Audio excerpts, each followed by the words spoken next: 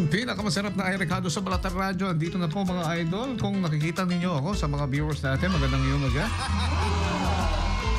Ako po ay nakakulay orange pero hindi po ako doon nagtatrabaho. At hindi po ako contractor.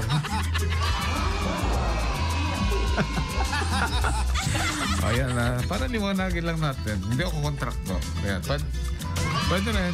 Kung bibigyan mo ako ng kontrata, pwede. Ito ang gagawin natin para sa ating madaliang Thai baked chicken balls.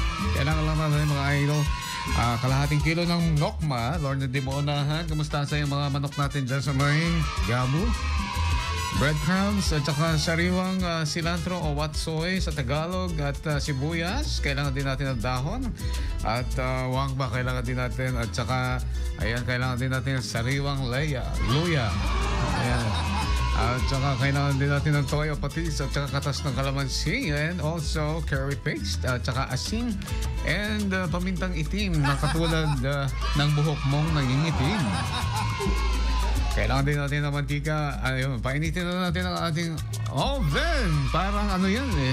Parang sasakyan na pinapainit mo, di ba? Pagkapainit na natin yan, idol, ayan, ilagay na natin sa isang mangkok. Samahin na natin ang ating nokma, ang ating breadcrumbs, wansoy, sibuyas, bawang, suka, toyo. Ay, huwag kayong suka, ya.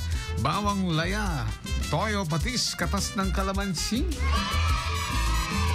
Ayan mga idol, haluin hanggang sa maghalo-halo na mabuti at gamit ang inyong kamay, mahiwagang kamay. Hugasan mo muna ang iyong kamay, malinis ba yan?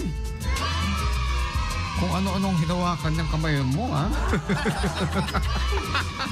Saan dumapo na naman ang kamay mo, dapat mahugasan mo muna yan bago mo gawing korting bola-bola.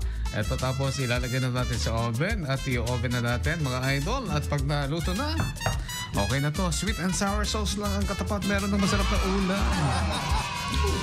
Umiba naman tayo ngayon ng ating recipe, Thai baked chicken meatballs. Dati-dati simple meatballs lang ang ginagawa natin. Ito kasi may mga ibang kakaibang like curry paste at saka sariwang watsoy, cilantro ang mga nilalagay natin para iba naman ang lasa. Para kakaibang lasa.